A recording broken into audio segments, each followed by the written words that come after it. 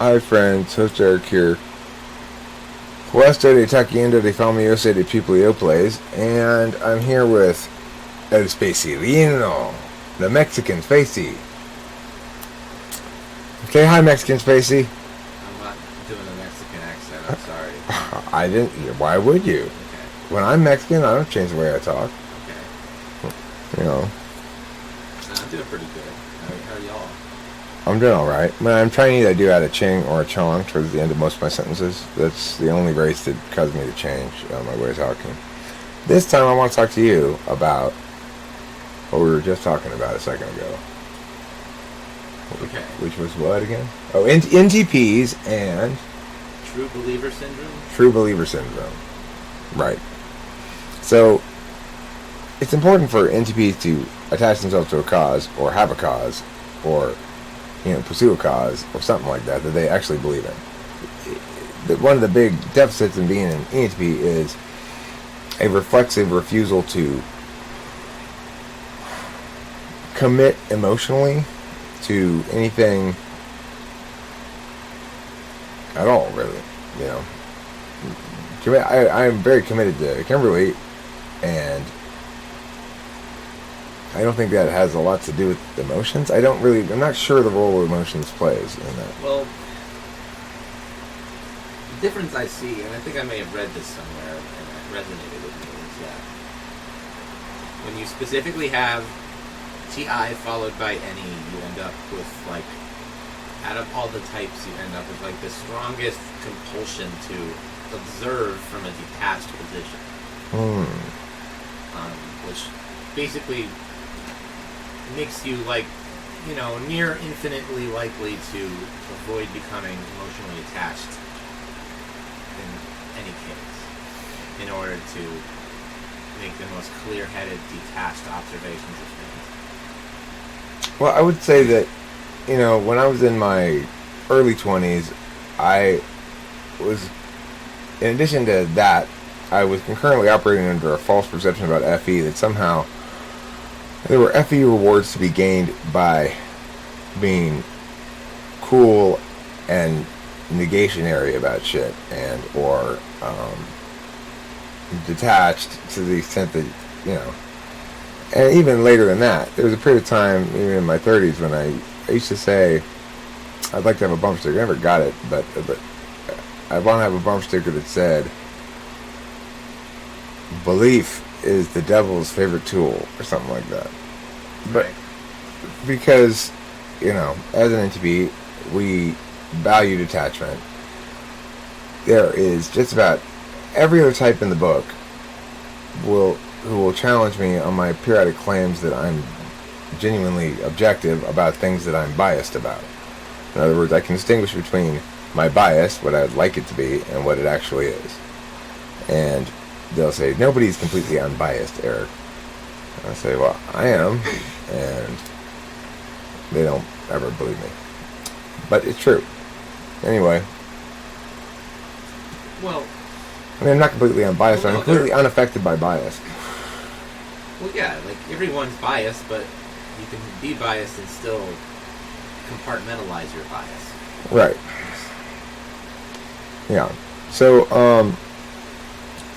then, how does one attain anything in life, though? Because to be purposeful in the world, purposely act in the world, it usually requires something more than a little external discipline. Now, a little external discipline is what's the driving force behind most jobs, right? You got a little bit of external discipline that requires you to go in and do something for some period of time, and then, you're done. That it's difficult to be purposeful entirely as a cog in someone else's enterprise in which you have no personal engagement. Especially when you're being rewarded for it with fiat currency. But I won't get into that. The point being that you don't have any personal investment in it, and it's not you're not a secretary of that office because that's your passion in life. It's well, right since I was a little girl, I knew I wanted to be a secretary in a corporate office. And I knew I wanted to take phone calls and write down things. And But again, it's not like I have to get up and go to like start my own business or anything like that. right, So because that would require either valuing singular vision, which you don't. You countervalue it in your own life. You value it for other people. You'll say like, here's what you should do to start a really successful, effective business. And you'll probably be right. And then, but neither, I ignore NI and he countervalues it. So that's not going to get us anywhere.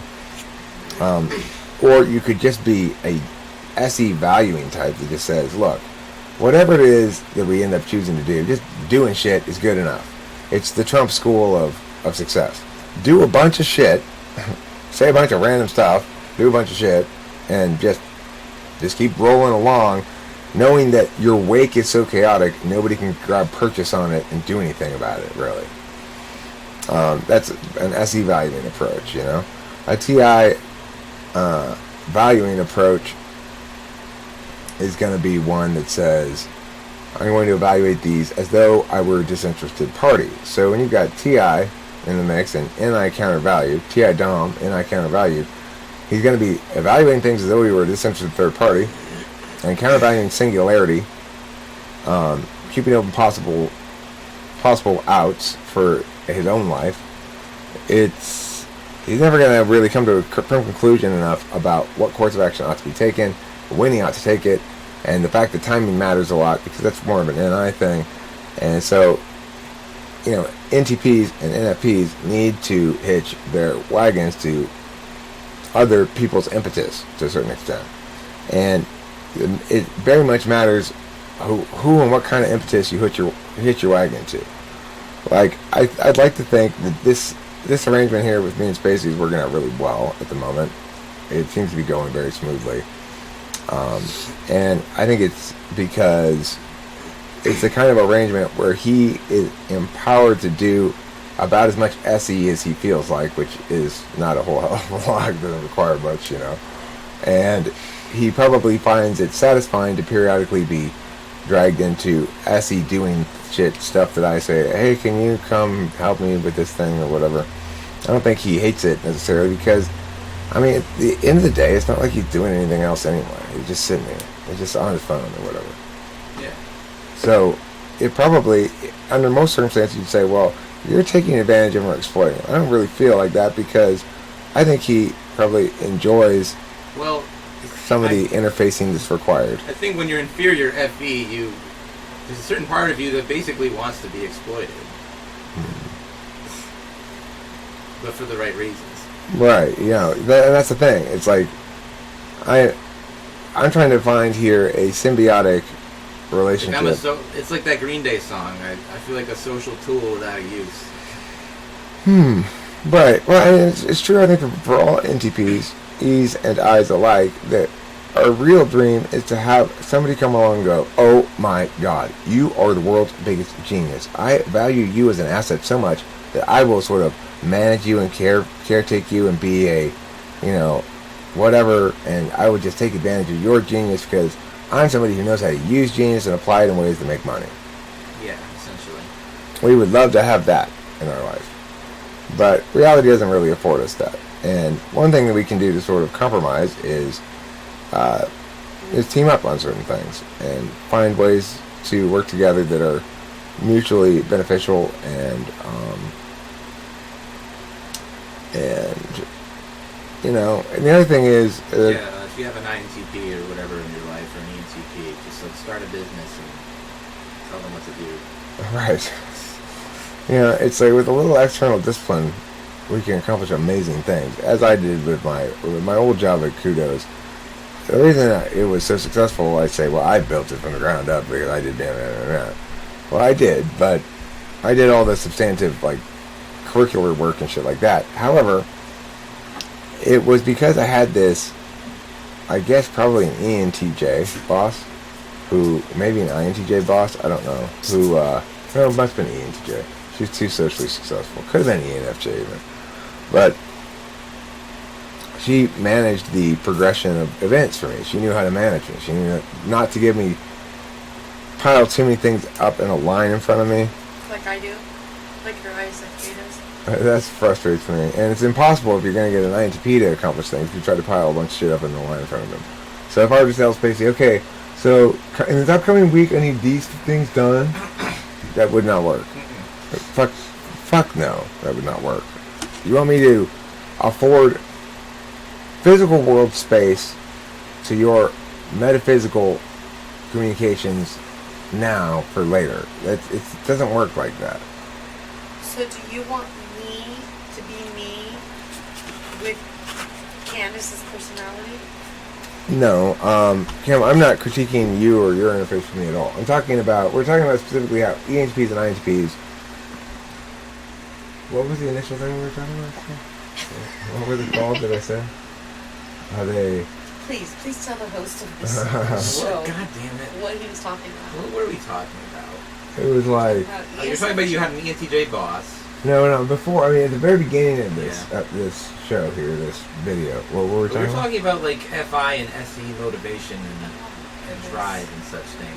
What did you tell Oh, yeah, true believer syndrome. Yeah, true believer syndrome. We got back to it. That's the thread. Yeah, All right, there we go. NTPs. We found the thread.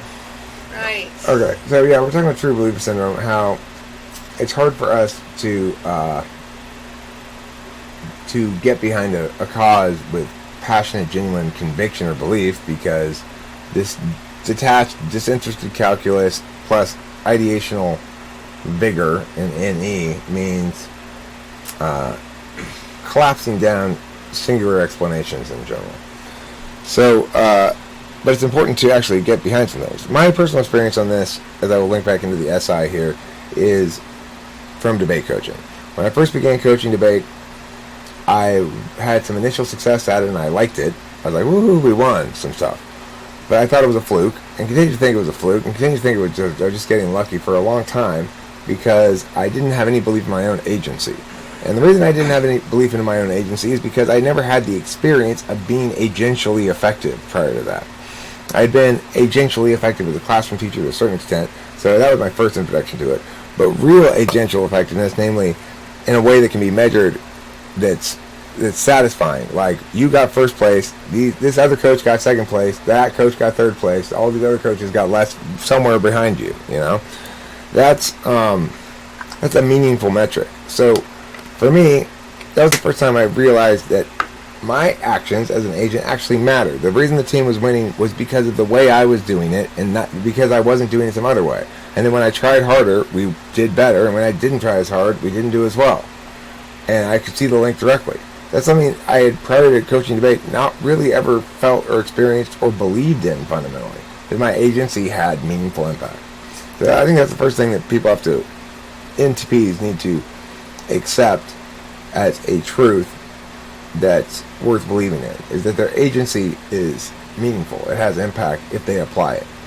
And then the second thing is, you do have to have something that you find important to yourself. And debate coaching offered me that as well, because it was important to me that we win. It was important to me, it grew important to me over time, that I was actually helping these kids, that I was improving their lives by making them smarter. The debate was making them smarter. That the way I was teaching them was affording those particular kids massively more value for their time than somebody else doing the same job.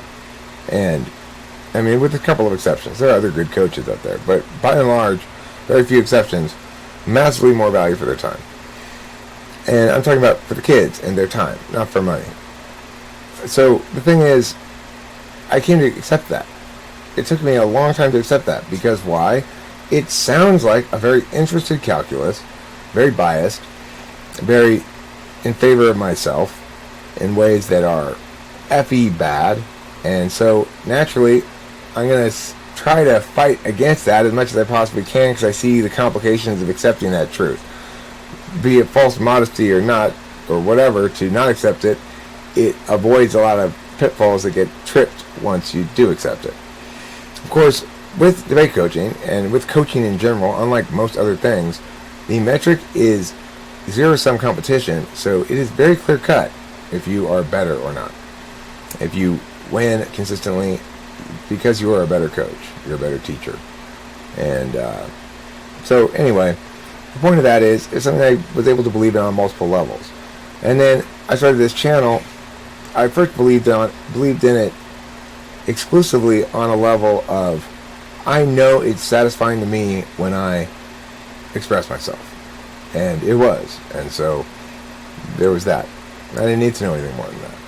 And increasingly, again, I've come to accept the more normatively broad implications of having a voice that some people at least listen to, more so than any average random person anyway.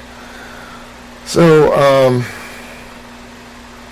and I've come to understand, again, my own agency, the impact of my words and actions upon other people, and how it's actually much more impactful than I might have originally thought.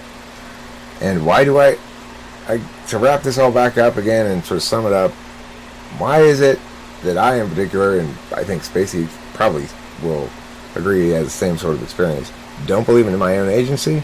It's the practiced, reflexive habit of ideating from a disinterested perspective that precludes one from naturally being passionate about things. Spacey, Sure. thoughts? I think I agree with that. You said something earlier about how you thought that like being detached was cool, like even into like your 30s. For me, it was like by the time I was in my teenage years, it's like I had almost originally kind of shot myself off into space in order to be able to calm down for a second, right, and kind of view things from a calm perspective. And I just kind of started drifting further and further away, and I was really kind of enjoying it. And it was like a daydream, you know. And then eventually I got to this point where I was in orbit, right? I wasn't going to get pulled back to Earth anymore, and I didn't know how to get back. And I started like, and basically up until now, I actually feel trapped. Like I can't get back to not being detached. It's not something that I think is cool. I don't glorify it. It's like it's a burden.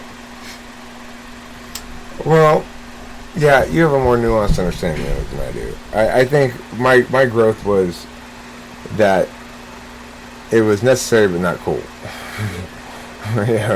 Rather than your growth, which is understanding its limitations somewhat. But at the end of the day, I know that I want to feel as though I fulfilled my destiny. And that means I'm going to have to accomplish a lot of things between now and the end of my life. And I'm 50 years old almost. 48. So I don't have really that much time left. I mean, it might sound like a lot. I've probably got a good 25 solid years of effectiveness left in me.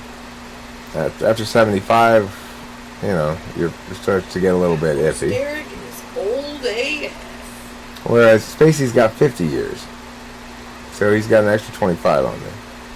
So I feel the pressure of time closing, and I know that I want to achieve stuff at a much higher level. And I don't know, the thing is, it comes to the question of the why. I have plenty of good reasons I can say as to why I think I need to be president, why I need to why I need to make a serious run for it and do my best to become president, and how I want to restore citizen democracy and stuff like that. But reasons are always complicated things. They're born of for me, it's born of SI as much as of FI. I was raised in a family where my dad talked to me about this stuff all the time, and it was important to him, and he successfully invested in me a sense that it's important in general. So, yeah. Any last thoughts, Fizzy? Not really. Okay, so ENTPs, don't be afraid of becoming true believers. Insofar as what I'm saying is, don't be afraid that you're gonna fall victim to true believerism and not be able to bring yourself back. Like space would just keep. You know, he's saying he can't bring himself back to believerism. Oh. Yeah. Yeah, what I'm saying is a lot of ENTPs probably will identify with this notion like, if I actually try to believe in that though, will I be able to come back from that and remember that it's just a belief? Yeah, you'll never be able to stop being objective. You'll never be able to stop being detached. Yeah, I'm just You like, can learn to practice to believe though. I'm just like, how do you believe again? You gotta use your believing bone, and you gotta use it your very, very hardest. Okay? So don't forget to eat plenty of believing bones. This has been host Eric. Behind me has been Spacey Cito, the Mexican Spacey. And to his right, Kimberlita, the Mexican Kimberly.